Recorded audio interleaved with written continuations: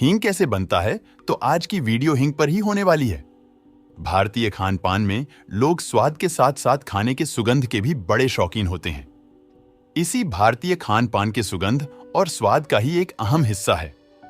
लेकिन अब तक आपको भी पता नहीं होगा कि हींग कैसे बनता है, ये किस चीज से बनता है। कुछ लोगों को लगता है कि हींग पहाड़ों में पत्थर की रूप में पाए जाते हैं, लेकिन ऐसा बिल्कुल नहीं है।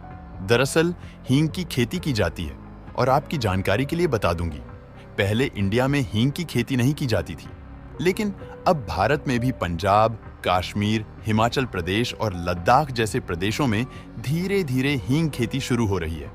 लेकिन हमारा देश भारत हींग का इतना शौकीन है कि अब भी हर साल अफगानिस्तान, इराक और उज्बेकिस्तान से $100 मिलियन का हींग भारत में इंपोर्ट होता है, क्योंकि 700 करोड़ से भी ज्यादा है।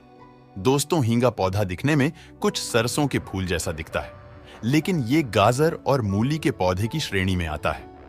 एक बार खेतों में हींग के बीज बो देने के बाद ये पौधे 4-5 सालों के बाद हींग देने लायक तैयार होते हैं और एक पौधे से करीब आधा किलो हींग निकलता है।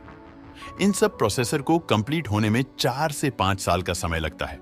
इसलिए ही इतना महंगा होता है इंडिया में।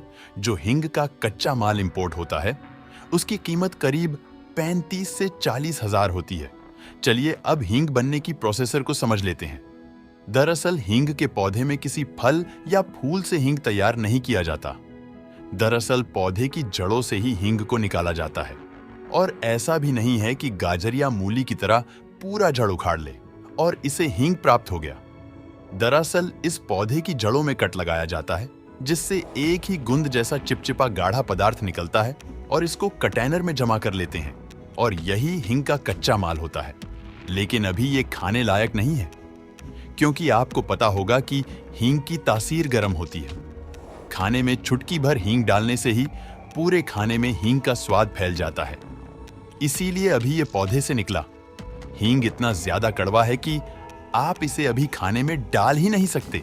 इसलिए इस पूरे हींग के स्वाद को कम करने के लिए उसमें स्टार्च या चावल के आटे को मिलाया जाता है, जिससे हींग का स्वादहीन ऑटो में मिलकर कम हो जाता है, जिससे हम अपने चुटकी भर के अंदाजे से खाने में सही स्वाद लायक हींग डाल सकेंगे।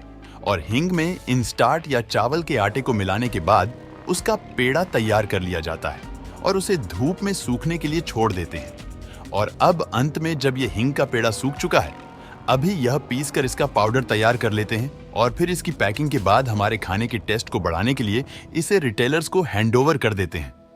अब आप समझ चुके होंगे हींग कैसे बनता है। दोस्तों, हमारी जानकारी सही लगती है तो लाइक करें